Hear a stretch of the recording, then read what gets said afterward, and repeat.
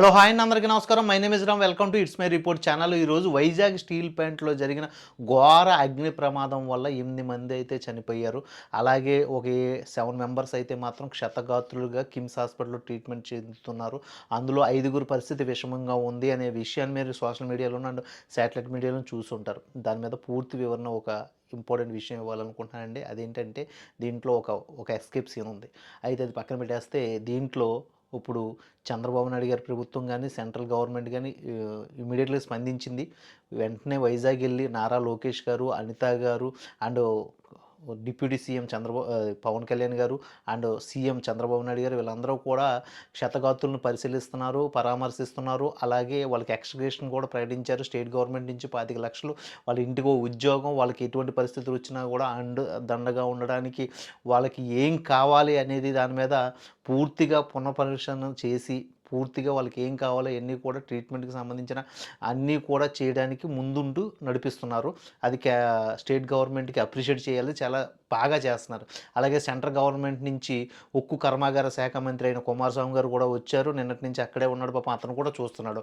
ఇదంతా పక్కన పెడితే సెంట్రల్ గవర్నమెంట్ కూడా ఎంతో 2 లక్షలుగా ఎక్స్గ్రేషన్ ఇచ్చింది. అలాగే వాళ్ళు కూడా ఎక్స్ట్రా ఈ క్షతగాత్రులు ఎవరైతే ఉన్నారో వాళ్ళకి 50,000 చొప్పున ఇస్తుంది. ఇదంతా పక్కన పెడితే చాలా ఇంపార్టెంట్ విషయం ఏంటంటే ఈ స్టేట్ గవర్నమెంట్ నుంచి వెళ్ళిన నారా లోకేష్ గారిని కానీ లేకపోతే ఈ అనిత గారిని కానీ ఈ కార్మిక శాఖ సంబంధించి యూనియన్కి సంబంధించిన పెద్దలు ఎవరైతే ఉన్నారో వాళ్ళు నిలదీశారు. వాళ్ళు ఏమంటున్నారంటే 25 lakhs ఎక్స్గ్రేషన్ సరిపోదు, 1 crore చేయండి ఎక్స్గ్రేషన్, ఇది సమంజసం కాదు అంటూ కొంచెం గట్టిగా నిలదీస్తే నారా లోకేష్ గారు ఒక సందర్భంలో అసహనం కోల్పోయి అతనైతే మాత్రం తిరగేశాడు. ఏంటయ్యా మీరు మాట్లాడేది, అది గవర్నమెంట్ నిర్ణయించుకోవాలి, మీరు గవర్నమెంట్తో చర్యలు చేసుకుందాం, లేకపోతే సిట్టింగ్లో కూర్చొని మాట్లాడుకుందాం. ముందు నేను క్షతగాత్రుల ఫ్యామిలీని కానీ చనిపోయిన వారి యొక్క ఫ్యామిలీని కానీ పరామర్శించడానికి నాకు రైట్ ఉంది కదా, అది చేయనివ్వండి ఫస్ట్ ఆఫ్ ఆల్. ఆ తర్వాత మీరు ఏం క్వశ్చన్స్ అడిగినా నేను సమాధానం చెప్తానని అంటున్నాడు. పాపం దానికి వాళ్ళు ఒప్పుకోము, మేము ఖచ్చితంగా ₹1,00,00,000 ప్రకటించాల్సిందే అంటున్నారు. ఎందుకంటే వీళ్ళ యొక్క ఆలోచన రీతి ఏ విధంగా ఉందంటే గతంలో 2020 కరోనా టైంలో ఇలాగే ఒక ఫ్యాక్టరీ నుంచి ఒక గాలి అంటే ఒక మెథైల్ వాయువు బయటికి రిలీజ్ అయిపోయింది. దానివల్ల అక్కడ ఉన్న ఒక 10 మంది చనిపోవడం, ఆ తర్వాత చుట్టుపక్కల గ్రామాలన్నింటికి కూడా ఆ స్కిన్ క్యాన్సర్ ఏదో వచ్చేసింది. దాంతో చనిపోయిన 10 మందికి ఇమ్మీడియట్గా జగన్మోహన్ రెడ్డి అయితే ₹1,00,00,000 ప్రకటించేశాడు. ₹1,00,00,000 ప్రకటించడం కదా చెక్కటికలు ఇచ్చేసాడు. ఇచ్చేసి ఈ క్షతగాత్రులు ఎవరైతే ఉన్నారో ఆ స్కిన్ క్యాన్సర్ వచ్చిన వాళ్ళందరికీ కూడా 5 లక్షలు 10 లక్షలు చెక్లు ఇచ్చేసాడు. ఆ తర్వాత నేను ఆ కంపెనీ ఫ్యాక్టరీతో మాట్లాడుకుంటా అన్నాడు. బట్ ఇక్కడ ఈ విషయానికి వచ్చేటప్పటికి అది కంపెనీ ఏదైతే ఉందో అది జపాన్కి సంబంధించిన కంపెనీ, అది ఇండియాలో ఏదో పార్ట్నర్షిప్ మీద నడిచింది. బట్ ఇక్కడికి వచ్చేసేటప్పటికి వైజాగ్ స్టీల్ ప్లాంట్ అనేది లాస్లో నడుస్తున్న సెంట్రల్ గవర్నమెంట్ది. ఓకే, దాంట్లో వాళ్ళ యొక్క స్టేట్కి సంబంధించి ఎంత పర్సంటేజు ఎక్స్గ్రేషన్ ఇవ్వాలో అనేది సెంట్రల్ స్టేట్ కూర్చొని నిర్ణయించుకుంటాయి. ఎందుకంటే ఒక స్టేట్ ఎకనామికల్ బట్టో లేకపోతే సెంట్రల్ ఎకనామికల్ బట్టో అయితే ఆ అమౌంట్ ఇస్తుంది.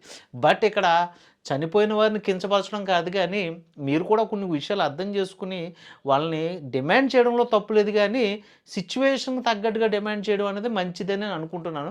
బట్ ఇక్కడ మీరు చేయవలసింది ఏంటంటే ఇక బతుకున్న వాళ్ళకు కూడా ఎక్కడైనా సరే ఇటువంటి సందర్భం ఎదురవ్వకుండా వాళ్ళకి ఇన్సూరెన్స్ అయితే కొంచెం గట్టిగా ఇవ్వండి. అది ₹1,00,00,000 ఇన్సూరెన్స్ చేసేలాగా చెయ్యండి గవర్నమెంట్ తరపు నుంచి.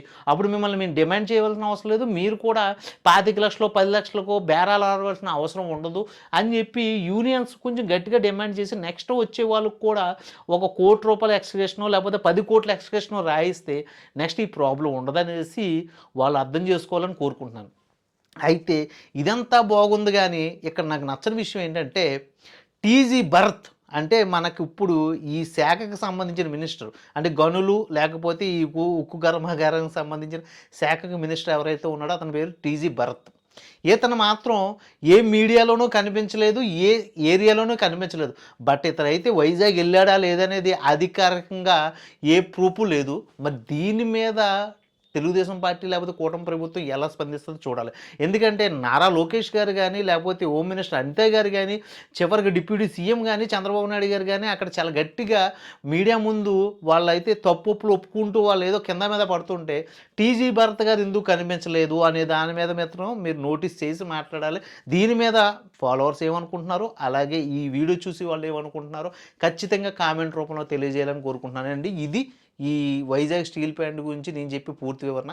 ఈ వీడియో కనుక మీకు నచ్చినట్లయితే ఫస్ట్ ఆఫ్ ఆల్ సబ్స్క్రైబ్ చేయండి, అలాగే లైక్ చేయండి, మీ ఫ్రెండ్స్కి ఫార్వర్డ్ చేయండి. మరో మంచి కంటెంట్తో మీ ముందుకు వస్తాను.